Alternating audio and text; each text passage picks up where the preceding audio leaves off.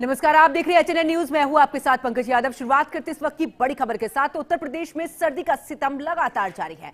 ठंड से बेहाल प्रदेश के 33 जिले, 9 शहरों में भी 60 डिग्री से नीचे टेम्परेचर पहुंचा है। वाराणसी में टूटा है ठंड का रिकॉर्ड। बनारस में पारा पहुंचा है 4.8 डिग्री। इटावा का तापमान 2.6 डिग्री दर्ज किया गया है। तो उत्तर प्रदेश में सर्दी का सितम लगातार जारी है। ठंड से बेहाल प्रदेश में 33 ऐसे जिले, 9 शहरों में भी 7 डिग्री से कम टेम्परेचर रहा है। वाराणसी में टूटा है ठंड का रिकॉर्ड। बनारस में टेम्परेचर पहुंचा है 4.8 डिग्री। इटावा का तापमान 2.6 डिग्री दर्ज किया गया है। तो उत्तर प्रदेश में सर्दी का सितम जारी है। आपको बता दें कि कड़ाके की सर्दी ने इस बार रिकॉर्ड तोड़ने पर भी आमदा है। पिछले साल की तुलना में इस बार अधिक सर्दी पड़ रही है। अधिक तापमान में गिरावट दर्ज हुई है। पिछले साल की बात करें तो 2025 जनवरी में उत्तर प्रदेश का सबसे न्यूनतम तापमान 7 डिग्री सेल्सियस कानपुर का दर्ज हुआ था। इस बार इटावा का तापमान 2.6 डिग्री सेल्सियस दर्ज हुआ है, जो कि अभी तक का सबसे न्यूनतम तापमान है। इससे अनुमान यह भी लगाया जा सकता है कि पिछले साल की तुलना में इस बार सर्दी ने रिकॉर्ड तोड़ा है। दूसरी तरफ स्कूलों पर भी ठंड का असर पड़ा है। बनारस में डीएम ने 9वीं और 11वीं की कक्षाओं को ऑनलाइन चलाने का निर्देश दिया है, जबकि आगरा, मिर्जापुर, प्रयागराज में 12वीं तक स्कूल बंद रखने के आदेश जारी कर दिए गए हैं। तो ठंड का प्रकोप लगातार जारी है। ये 6 तस्वीरें आपकी टीवी स्क्रीन पर वाराणसी की, जहां पर देखिए अगर मंदिर में दर्शन करने के लिए श्रद्धालु की भीड़ नजर आ रही, तो वहीं ठंड का प्रकोप भी यहां पर नजर आ रहा है। मथुरा में भी वाहनों की रफ्तार धीमी हो चुकी है, क्योंकि जिस तरीके से कोहरा वहां पर नजर आ रहा है। बहराइच में भी आप देख सकते हैं, बिल्कुल विजिबिलिटी एकदम शून्य नजर आ रही है। आगरा में भी टेम्परेचर काफी कम, यहां पर भी ठंड का सितम देखने को मिल रहा है। आपको बता दें कि महराजगंज की भी तस्वीर कुछ इसी तरीके की बयां हो रही है। लखनऊ में भी धुंध यहां पर छाई हुई है, यानी कि कोहरा। तो कुल मिलाकर ये 6 तस्वीरें जहां पर आप देख सकते हैं किस तरीके से यहां पर ठंड का सितम देखने को मिल रहा है। वाहनों की रफ्तार जहां एक तरफ धीमी हुई है, इसका सीधा असर यातायात पर पड़ता नजर आ रहा है। कई ऐसे स्कूल, अगर बात करें तो कई जगह जहां पर 9वीं और 11वीं तक के जो स्कूल है, जो दोनों क्लासेस हैं, ये ऑनलाइन कर दी गई हैं। वहीं कई ऐसे जिले जहां पर पूरे तरीके से अभी भी छुट्टियों को आगे बढ़ा दिया गया है।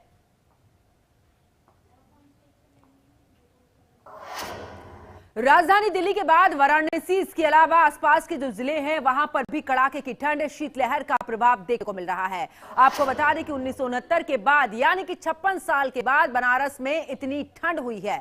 अधिकतम तापमान सामान्य से 9.5 डिग्री नीचे, महज 11.6 डिग्री सेल्सियस। रात का न्यूनतम तापमान अगर बात करें सामान्य से 3.6 डिग्री कम, 4.8 डिग्री सेल्सियस रहा है। इस सीजन में गुरुवार को बनारस में सबसे ठंडा दिन, सबसे ठंडी रात यहां पर दर्ज की गई है। वाराणसी प्रदेश का चौथा सबसे ठंडा जिला रहा है। मौसम विज्ञान की बात करें तो जिले में 2 दिनों के लिए कोहरे का येलो अलर्ट जारी किया गया है। वातावरण में भी गलन भरी हवाओं की वजह से सुबह निकलने वालों को भी अलाव का सहारा लेना पड़ रहा है, जहां पर आपको बता दें कि हाथ सेकर राहत तलाशने के हुए यहां पर नजर आ रहे हैं। वाराणसी में घने कोहरे की वजह से एयरपोर्ट पर भी विमानों की आवाजाही काफी धीमी हो गई है।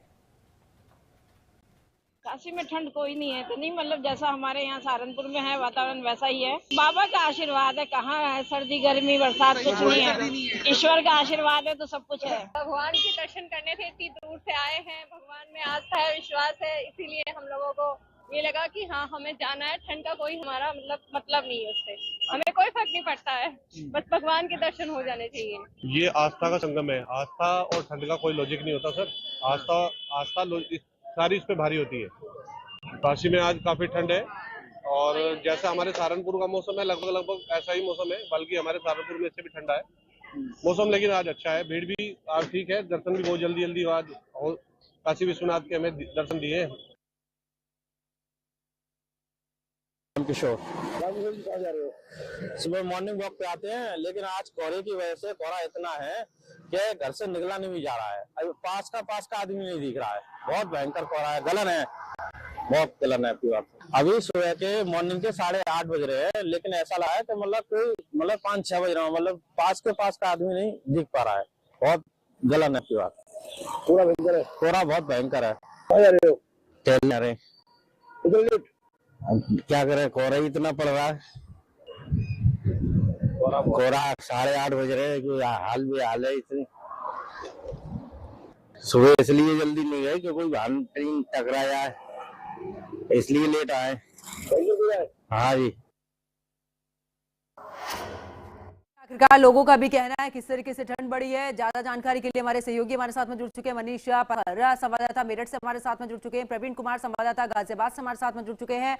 पवन कुमार चौधरी संवाददाता लखनऊ से हमारे साथ जुड़ चुके हैं। पवन, सबसे पहले आपके पास में आते हुए क्या कुछ स्थिति राजधानी की बनी हुई है, क्योंकि देख रहे हैं कि कोहरा बना हुआ है, कुछ ऐसी जगह जहां पर की बारिश भी हुई है। जी बिल्कुल, देखिए लखनऊ में जिस प्रकार से ठंड का कहर जारी है, आसपास के जिलों में ठंड का कहर जारी है, जो कोहरे की विजिबिलिटी है वो कहीं ना कहीं बहुत ही कम है, क्योंकि गाड़ियां जो है वो चलाने में दिक्कत हो रही है, गाड़ियों की स्पीड जो है वो भी दिक्कत हो रही है। क्योंकि देखिए सुबह के बाद अभी कुछ पहले धूप निकली, धूप के बाद फिर एकदम से धुंध छा गई है। तमाम जो दिक्कतें हैं उसको लेकर जो प्रशासन है, सरकारी जो स्कूल है, जो प्राइवेट स्कूल है, छुट्टियां भी बढ़ा दी है। तमाम सारी जो सुबह मॉर्निंग वॉक के लिए लोग जो निकलते हैं उनको भी अब कम मात्रा में देखा जा रहा है। जो पार्क है, चाहे उमैया पार्क हो, जन सर्विस पार्क हो, चाहे अंबेडकर पार्क हो, इसमें जो लोग भारी संख्या में सुबह मॉर्निंग वॉक के लिए निकलते थे, उनकी भी निकलने की जो तमाम लोग निकलते थे वो बहुत कम लोग दिखाई दे रहे हैं। बिल्कुल पवन, वापस लौटेंगे प्रवीण का रुख करते हुए गाजियाबाद से। प्रवीण, क्योंकि सुबह देखा था हल्की बारिश भी हुई थी, टेम्परेचर में कितना गिरावट इस बार दर्ज की गई है, लगातार ठंड बढ़ रही है, शीतलहर का प्रकोप भी है। पंकज, आपको बता दें सुबह गाजियाबाद समेत एनसीआर में हल्की बारिश हुई थी, जिसका असर सुबह ही देखने को मिल रहा है। रात के समय और सुबह के समय तापमान में सबसे ज्यादा गिरावट देखी गई है। आज के तापमान की अगर सुबह की बात करें तो 6 डिग्री सेल्सियस न्यूनतम रिकॉर्ड दर्ज किया गया, जिसकी वजह से सुबह हल्की बारिश भी हुई है, और जिस कारण जो गाजियाबाद में लगातार शीतलहर के चलते काफी सर्दी बढ़ गई है। इस समय 11 बजे का समय हो रहा है, लेकिन हालांकि धूप निकल रही है, लेकिन उस तरीके से धूप जो है सर्दी को कम नहीं कर पा रही है। सर्दी ज्यादा होने की वजह से सड़कों पे जो आम जन है उनकी भी संख्या कम देखी जा रही है। सुबह के समय जब सर्दी के साथ जब कोहरा पड़ रहा, जो लोगों की जो सुबह मॉर्निंग वॉक के समय जो लोग घूमने जाते थे वो भी उनकी संख्या में भी कमी देखी गई है। खुले में जो रोजगार कर रहे हैं उनकी भी संख्याओं में कमी देखी जा रही है, क्योंकि सुबह बारिश की वजह से और सर्द हवाओं के चलने से खुले में जो रोजगार करने बैठे हैं वो भी देरी से अपने काम पर पहुंच रहे हैं। ये मौसम जो सर्दी की जो शीतलहर चल रही है, बर्फीली हवाएं चल रही है, उसी का असर गाजियाबाद में देखने को मिल रहा है। जी बिल्कुल प्रवीण, आपके पास में वापस लौटेंगे और मनीष मेरठ से हमारे सहयोगी हमारे साथ बने हुए हैं। मनीष, अगर मेरठ की बात करें वहां पर टेम्परेचर कितना है, वहां पर किस तरीके के हालात आपको नजर आ रहे हैं? देखिए पंकज, लगातार अपना प्रकोप लगातार दिखा रही है। देखा जा रहा है शीतलहर जो मैदानों में पहाड़ों पर बर्फबारी होने के अब मैदानों में शीतलहर इस कदर चल रही है कि लोगों को हल्का गर्म कपड़ों का ज्यादा सहारा लेना पड़ रहा है। बाजार गर्म कपड़ों की बिक्री यहाँ पर बढ़ रही है। देखा जा रहा है कि स्कूलों की जो छुट्टी के आदेश है उनको भी और 2 दिन जिलाधिकारी के द्वारा बढ़ा दिया जाए। कक्षा 8 तक के जो नौनिहाल बच्चे स्कूल जाते हैं उनके लिए भी यहाँ पर छुट्टी और करें। हम अगर यहाँ पर आर्द्रता की बात करें तो 5.5 डिग्री सेल्सियस यहाँ पर जगह तापमान है। यहाँ बहुत सुबह एकदम तेज से धूप निकली, लेकिन अब देखा जा रहा है कि एकदम फिर से कोहरा यहाँ पर छाना शुरू हो गया है। पूरा धीरे धीरे करके अपनी आगोश में धूप हल्की हो गई है। हालांकि कल जब धूप निकली थी लोगों को काफी राहत धूप से मिली थी, लेकिन देखने को मिल रहा है कि अभी भी आज जो यहाँ पर ठंड का सुबह से बहुत ज्यादा एकदम यहाँ पर देखने को मिल रहा है। शीतलहर के कारण लोग ठिठुर रहे हैं। आने वाले 2 दिनों में जो मौसम विभाग है कि 10 और 12 तारीख को भीषण ठंड पड़ने यहाँ पर आशंका मौसम विभाग की ओर से जताई गई है। फिलहाल देखा जा रहा है कि जो ठंड को देखकर शीतलहर को देखते हुए यहाँ पर जो अधिकारी है वो भी निरीक्षण कर रहे हैं। रात यहाँ पर जो प्रभारी मंत्री मेरठ के धर्मपाल सिंह प्रदेश सरकार में दुग्ध विकास मंत्री भी हैं, उन्होंने भी कल मेरठ पहुंचकर यहाँ पर रैन बसेरों का और तमाम शेल्टर हाउस यहाँ पर जब निरीक्षण किया है। यहाँ पर उन्होंने गर्म कपड़े भी यहाँ पर लोगों को वितरित किए हैं। तो देखा जा रहा है कि अब प्रशासन भी अलर्ट है और प्रदेश सरकार के जो आदेश है, मुख्यमंत्री के जो आदेश है कि धरातल पर रहकर कार्य करें, उसको लेकर भी अब जो यहाँ पर जिलाधिकारी खुद मॉनिटरिंग कर रहे हैं, सड़कों पर उतरते नजर आ रहे हैं। नगर निगम के अधिकारी सड़कों पर उतर रहे हैं। तो ठंड को देखते हुए फिलहाल यहाँ पर तमाम व्यवस्थाएं पूर्ण की जा रही है, लेकिन जो ठंड का प्रकोप है वो कम होने का नाम नहीं ले रहा है। बिल्कुल, वापस लौटेंगे मनीष आपके पास में पवन के पास चलते हुए। पवन, क्योंकि कई जगह ऐसी है जो कि कई सालों का रिकॉर्ड इस बार ठंड ने तोड़ा है, यानी कि अगर हम टेम्परेचर की बात करें 2 डिग्री तक भी टेम्परेचर पहुंचा है इस बार। हाँ जी बिल्कुल, देखिए इस बार आज का जो तापमान रहा वो सोनभद्र में सबसे ज्यादा कम रहा प्रदेश का। और साथ ही अगर हम तमाम आसपास के जिलों की बात करें, चाहे वो कन्नौज हो, चाहे अन्य और भी जिले हो, चाहे बाराबंकी हो, इसमें तमाम जो टेम्परेचर था, क्योंकि लखनऊ से जितने भी सटे इलाके थे उसमें बहुत ही ज्यादा ठंड का प्रकोप रहा। और जो कोहरे के साथ साथ जो विजिबिलिटी तो कम ही रही, लेकिन सबसे बड़ी बात यह है कि जो ठंड का मौसम है, ठंड के मौसम में जो किसानों को सबसे बड़ा नुकसान हो रहा है, चाहे वो आलू की फसल हो, चाहे मटर हो, चाहे टमाटर हो, ऐसे तमाम जो फसलें हैं किसानों की, उनको सबसे ज्यादा नुकसान है। इसके लिए मुख्यमंत्री योगी आदित्यनाथ जो है उन्होंने पहले फसल बीमा योजना की शुरुआत की थी और उसको इस समय रजिस्ट्रेशन भी चल रहा है कि किसानों को अगर नुकसान होता है, अगर बारिश भी होती है, अगर ठंड के कोहरे से जो पाला गिरता है उससे अगर फसलों को नुकसान होता है तो उनके लिए रजिस्ट्रेशन की मुख्यमंत्री योगी आदित्यनाथ ने शुरुआत की है। उसके लिए भी तमाम जो व्यवस्थाएं हैं वो सरकार किसानों के लिए की जा रही है, किसानों के हित में की जा रही है। और लोगों की अगर हम बात करें, क्योंकि तमाम उससे ठंड की वजह से किसान खेतों को नहीं जा पा रहे, उनके जो पशु है, आवारा पशु है, उनको भी नुकसान हो रहा है। तो कहीं ना कहीं ये सीएम योगी ने पहले ही निर्देशित किया था और सभी जिलों को निर्देशित किया था कि किसान हो, चाहे कोई काम करने वाला हो, मजदूर हो, सबके लिए हर प्रकार की व्यवस्था की जाए। ऐसी तमाम जो व्यवस्थाएं थी सरकार के द्वारा चलाई जा रही है, जिला प्रशासन को निर्देशित भी किया गया था। और साथ ही अगर और भी तमाम जो कर्मचारी हैं वो ऑफिस के लिए निकलते हैं तो उनके लिए भी रास्ते में भी तमाम प्रकार की जिला प्रशासन ने व्यवस्था की, रैन बसेरों से लेके अलाव तक के हर जगह पे व्यवस्था कराई गई। जी बिल्कुल, वापस लौटेंगे पवन, मैं प्रवीण के पास चलती हुई। प्रवीण, अगर मैं यातायात की बात करूं, क्योंकि एनसीआर की कुल मिलाकर बात करें ट्रैफिक की समस्या रहती है, ऐसे में जब चेंजेस किया गया है टाइमिंग में भी, तो क्या एक तरफ तो मौसम की मार हम देख ही रहे हैं कि ठंड बढ़ी हुई है, लोगों को आने जाने में दिक्कत हो रही है, उसका यातायात पर भी असर पड़ रहा है, ट्रैफिक व्यवस्था पर कितना असर पड़ता हुआ नजर आ रहा है? बिल्कुल पंकज, यातायात पे जो ट्रैफिक पर है वो बिल्कुल इसका सर्दी का जो असर दिखाई दे रहा है। सड़कों पे जो वाहन है उनकी भी संख्या कम दिखाई दे रही है। हालांकि जो स्कूलों में बच्चों की छुट्टी कर दी गई है स्वास्थ्य को उनको देखते हुए, लेकिन रोजमर्रा के जो काम पे ऑफिस अपना गाजियाबाद से नोएडा, मेरठ, जो अन्य आसपास के जिलों में जो लोग जाते हैं, ऐसे में वो हाईवे और सड़क से होते हुए जाते हैं मुख्य मार्ग से, जहां पर उनको सबसे ज्यादा परेशानी देखने को मिलती है, क्योंकि वहां कोहरा, घना कोहरा खाने की वजह से एक तरीके से वाहनों पर ब्रेक लग जाता है और विजिबिलिटी जो है बेहद कम हो जाती है। लेकिन आज की अगर तापमान की बात करें, लगातार जो उत्तर भारत के जो पहाड़ी राज्य हैं उनमें उत्तराखंड, जम्मू कश्मीर, हिमाचल प्रदेश में अभी रूप से बर्फबारी हो रही है, जिसकी वजह से 14 से 15 किलोमीटर प्रति घंटे की स्पीड से हवा चल रही है, जिसका असर पूरे उत्तर भारत के 16 राज्यों में देखने को मिल रहा है। और ट्रैफिक पर भी इसका असर साफ देखा जा सकता है। दिन के समय कोहरा थोड़ा छट जाता है, लेकिन सुबह और रात के समय सड़कों पे घना कोहरा होने की वजह से जो लोग सुबह ऑफिस के लिए जाते हैं उनको परेशानी होती है और आते समय भी उनको काफी परेशानी होती है। पूरा दिन यानी कि कोहरे के बीच में लोगों को काफी परेशानी के साथ झेलना पड़ता है। जो खुले में रोजगार करते हैं वो भी अलाव का सहारा लेकर कहीं ना कहीं सर्दी से बचते दिखाई दे रहे हैं। मौसम विभाग ने साफ कर दिया कि आने वाले 72 घंटों में दक्षिण भारत के जो बंगाल की खाड़ी से जो है सक्रिय होकर पश्चिमी हवाएं चलेंगी और वो टकराकर फिर वो शीत लहर में परिवर्तित होगी, जिसका असर आज गाजियाबाद में, दिल्ली, एनसीआर में बारिश की जो संभावना जताई जा रही थी वो हल्की बूंदाबांदी हुई थी, जिसके बाद पूरे उत्तर भारत में आज बर्फीली हवाएं चल रही है, जिसका असर गाजियाबाद में समेत पूरे उत्तर प्रदेश के ऐसे 36 जिलों में देखने को मिल रहा है, जहां पर कम से कम न्यूनतम तापमान दर्ज किया गया है। खासकर वो इलाके जो कि उत्तर प्रदेश के पहाड़ी इलाकों से लगे हुए हैं और जो तराई वाले क्षेत्र जहां पर नदियां बहती, वहां इलाकों में, जिलों में जो है न्यूनतम तापमान दर्ज किया जा रहा है। जी बिल्कुल, वापस लौटेंगे आपके पास से मनीष का रुख करते हुए। मनीष, मेरठ में किस तरीके के हालात आपको देखने को मिल रहे हैं, यातायात को लेकर कितना असर पड़ता हुआ नजर आ रहा है? जिस तरीके से अगर हम छोटे वाहनों की बात करें, उनके रोजमर्रा की जिंदगी उन्हीं से चलती है, चाहे ई रिक्शा की बात करें, ऑटो की बात करें या फिर रेहड़ी पटरी वालों की बात करें, उनकी रोजमर्रा की जिंदगी पर ये मौसम की मार कितना असर डाल रही है?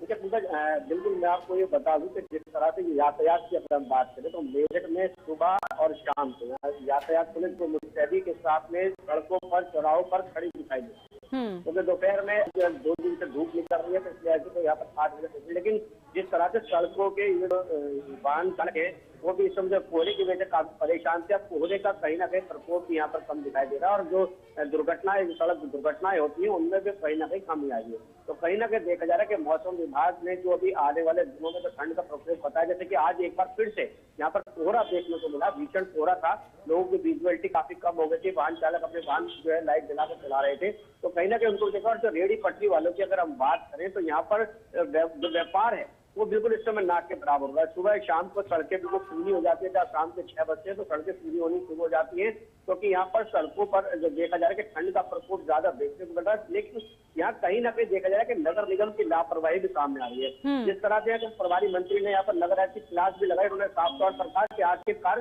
चौराहों पर अलाव जलाने की व्यवस्था क्यों नहीं की जा रही। जहाँ पर पहले अलाव जाते थे, इस बार यहाँ पर कहीं पर भी अलाव जलते नहीं दिखाई दे रहे।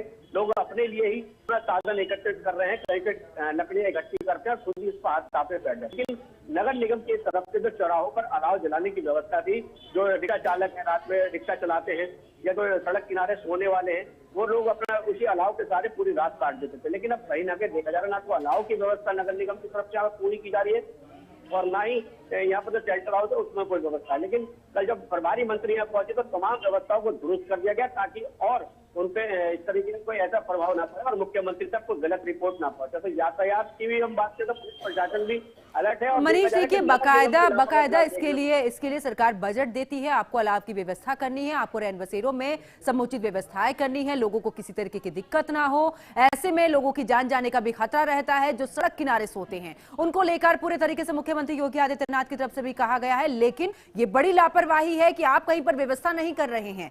ऐसे में खुद मुख्यमंत्री ने कहा कि अगर यहां पर किसी भी तरीके की दुर्घटना होती है, जवाबदेही वहां के अधिकारियों की होगी, प्रशासनिक अमले की होगी। जो प्रभारी मंत्री है धर्मपाल सिंह, उन्होंने कल इसीलिए औचक निरीक्षण यहाँ पर किया। उनके औचक निरीक्षण में यहाँ पर जो कमियां पाई गई उसको लेकर नगर निगम के अधिकारियों पर वो नाराज भी होते नजर आए। उनको कहना था कि मुख्यमंत्री की जो ड्रीम प्रोजेक्ट होते हैं, मुख्यमंत्री जो यहाँ पर आदेश करते हैं, आखिरकार उनका पालन क्यों नहीं हो रहा। जब देखा गया कि मुख्यमंत्री ने आदेश किए सड़कों पर कोई ना कोई, सभी को शेल्टर हाउस में पहुंचाने की व्यवस्था की जाए, सबको रैन बसेरों में पहुंचाया जाए, सब जगह अलाव जलाया जाए, तो यहाँ पर 2 दिन व्यवस्था को दुरुस्त रखा गया। लेकिन उसके बावजूद फिर ढाक के 3 पार आखिर जिला अधिकारी जब निरीक्षण के लिए निकलते हैं तो व्यवस्थाओं को दुरुस्त कर दिया जाता है। लेकिन उसके बावजूद यहाँ पर जो आम जनता है, मेरठ की जनता है, वो आज भी ठंड से ठिठुरने के लिए परेशान है, क्योंकि ठंड से प्रकोप लगातार बढ़ रहा है और शीतलहर ने अपना प्रकोप रूप दिखा रखा है। पहाड़ों पर बर्फबारी हो रही है, -, डिग्री में तापमान चल रहा है। तो वही हम मेरठ की बात करें तो आज 5.5 डिग्री सेल्सियस सुबह का यहाँ पर दर्ज अभी किया गया है और देखा जा रहा है कि अभी आज बहुत ज्यादा ठंड दिखाई दे रही है। मेरठ अभी प्रदेश के अंदर हम बात करें तो प्रदेश में सबसे दूसरा नंबर का ठंडा शहर रहा है और यहाँ पे काफी ठंड देखने को मिली। अगर बात करें ठंड की तो यहाँ पर देखा गया कि जो क्योंकि देखिए मनीष, अगर बात करें तो उत्तराखंड से भी लगती हुई सीमा इसके थोड़े से आगे जाकर हो जाती है। ऐसे में यहाँ पर ठंड का प्रकोप सबसे ज्यादा होता है, ये भी एक सबसे बड़ी वजह रहती है। बिल्कुल, क्योंकि पास में है, आप बात करें देहरादून, हरिद्वार, सब पास में पड़ता है, पहाड़ी क्षेत्र है और इसीलिए मेरठ का जो है ये तराई क्षेत्र माना जाता है। कई नदियां यहाँ से होकर गुजरती हैं, देखा जाता है तो यहीं पर कोहरे का ठंड का प्रकोप ज्यादा देखने को मिलता है। यही वजह है कि यहाँ पर बार बार निरीक्षण के लिए आदेश दिए जा रहे हैं कि आप लोग यहाँ पर कोई किसी की जान ना जाए ठंड के लिए, कोई यहाँ पर तड़प कर मर ना जाए ठंड से, अलाव की व्यवस्था करें, शेल्टर हाउस में उनके रहने की व्यवस्था करें, बिस्तरों को यहाँ पर साफ सुथरा रखें। लेकिन कहीं ना कहीं देखा जा रहा है कि अभी भी ऐसी कोई व्यवस्था दुरुस्त नगर निगम के अधिकारियों के द्वारा नहीं की जा रही। जबकि जिला प्रशासनिक अधिकारियों की हम बात करें, डीएम की हम बात करें, कमिश्नर की हम बात करें तो वो भी मुख्यमंत्री के आदेशों का पालन कराने के लगातार आदेश दे रहे हैं, निर्देश दे रहे हैं और लगातार बैठकें भी कर रहे हैं। बिल्कुल, वापस लौटूंगी मनीष आपके पास में और भी जानकारी आपसे लेंगे। गाजियाबाद का रुख करते हैं, हमारे सहयोगी प्रवीण भी हमारे साथ में लगातार बने हुए हैं। प्रवीण, गाजियाबाद में किस तरीके की स्थिति देखने को मिल रही है? क्योंकि हमने मेरठ में जिस तरह मनीष बता रहे हैं कि यहाँ पर एक बड़ी लापरवाही देखने को मिली है, ना तो चौराहों पर अलाव की व्यवस्था है, कई जगह ऐसी है जहां पर रैन बसेरों में भी पूरे तरीके से व्यवस्थाएं नहीं है। गाजियाबाद में किस तरीके की तस्वीर देखने को मिल रही है? बिल्कुल पंकज, आपको बता दें गाजियाबाद नगर निगम द्वारा जो है 22 रैन बसेरों की ऐसी व्यवस्था की गई है जहां पर सार्वजनिक स्थान जहां लोग ज्यादा जो बस अड्डे होते हैं, रेलवे स्टेशन होते हैं, वहीं अपने ट्रेन का इंतजार भी करते हैं। तो कभी ट्रेन लेट हो जाती है कोहरे से तो वो प्लेटफार्म पे सो जाते हैं। तो ऐसे में देखा जाता है कि लोग उनके लिए व्यवस्था की गई है कि रैन बसेरों के और रेलवे स्टेशन और बस अड्डे के आसपास जो रैन बसेरे बनाए गए हैं जहाँ पर यात्री वहां पर रात को अपना जो है ठहर सकते हैं और अपनी यात्रा के लिए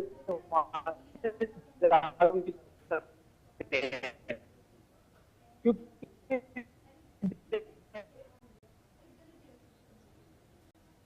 बिल्कुल वापस लौटेंगे आपके पास में। और मनीष, अगर स्कूलों की बात करें तो वहां पर किस तरीके से आगे छुट्टियां बढ़ा दी हैं, क्योंकि कई जगह ऐसी है जहां पर 9वीं और 11वीं की बात करें तो फिलहाल कुल मिलाकर वहां पर ऑनलाइन क्लासेस कर दी गई हैं, क्योंकि बोर्ड एग्जाम भी हैं। उसको ध्यान में रखते हुए स्कूलों की तरफ से किस तरीके से प्रबंध किए गए हैं?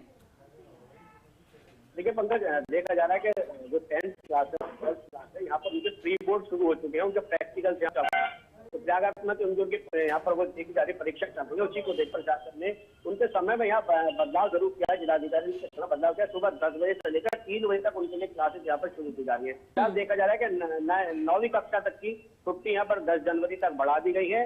इसके बाद फिर इतवार आ जाएगा, उसमें फिर 12 जनवरी को जो सोमवार है उसमें फिर एक दिन के लिए हो सकता है स्कूल खुले और ठंड के प्रकोप के चलते हो सकता है फिर से अवकाश घोषित कर दिया जाए और 13-14 में जो है फिर यहाँ पर 2 दिन की सरकारी छुट्टी रहेगी। तो कहीं ना कहीं देखा जा रहा है 14 जनवरी के बाद से, जैसे कि हम मौसम विभाग की बात करें, बिल्कुल, यानी कि मौसम को ध्यान में रखते हुए आगे स्कूलों को खोला जाएगा। बहुत बहुत शुक्रिया प्रवीण, हमारे साथ जुड़े, मनीष आप भी जुड़े, पवन आप भी जुड़े, आप सभी का बहुत बहुत शुक्रिया तमाम जानकारी साझा करने के लिए। अब आगे बात करते हैं उत्तर प्रदेश के महराजगंज में सुबह सुबह ठंड के साथ साथ घना कोहरा भी देखने को मिला। भीषण ठंड की वजह से यहाँ पर लोगों की दिनचर्या प्रभावित हो रही है। लोग सुबह घने कोहरे का सामना कर रहे हैं तो दोपहर के बाद से ठंडी हवाएं उन्हें घरों में कैद करने के लिए मजबूर कर रही हैं। तस्वीरें आपके साथ साझा कर रहे हैं, आप देख सकते हैं विजिबिलिटी एकदम कम यहां पर नजर आ रही है। चलिए आगे बात करते हैं, जहां पर नए साल में घने कोहरे के साथ कड़ाके की ठंड जारी है। आगरा में सुबह घना कोहरा छाया रहा है, भले ही दोपहर में धूप खिली लेकिन सर्दी ठिठुरन कम नहीं हुई है, जिसको देखते हुए जिला प्रशासन ने स्कूली छात्रों को बड़ी राहत दी है। आगरा जिला प्रशासन ने यूपी बोर्ड, सीबीएसई बोर्ड सहित अन्य बोर्डों के भी 12वीं तक की कक्षाओं के सभी विद्यालयों को 12 जनवरी तक के लिए बंद रखने के निर्देश दिए हैं। मौसम विभाग का पूर्वानुमान है कि आगरा में अगले 24 घंटे तक कोहरा छाया रहेगा। वहीं आगरा में गुरुवार को धूप निकलने के बाद भी अधिकतम तापमान में गिरावट दर्ज की गई है। आगरा में जो पारा है वो सामान्य से करीब 6 डिग्री नीचे रहा है। कोहरे की वजह से रेल यातायात भी काफी प्रभावित रहा है। करीब 1 दर्जन ट्रेनें देरी से चली।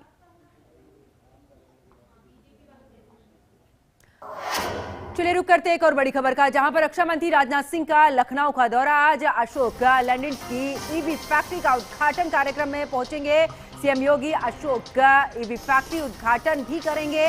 उद्घाटन कार्यक्रम में शामिल होंगे रक्षा मंत्री राजनाथ सिंह। अब से थोड़ी देर के बाद में पहुंच जाएंगे रक्षा मंत्री राजनाथ सिंह, जहां पर मुख्यमंत्री योगी आदित्यनाथ उनके साथ में मौजूद रहेंगे। तो फैक्ट्री का उद्घाटन वो करेंगे। आपको बता दें कि उद्घाटन कार्यक्रम में शामिल होंगे रक्षा मंत्री राजनाथ सिंह।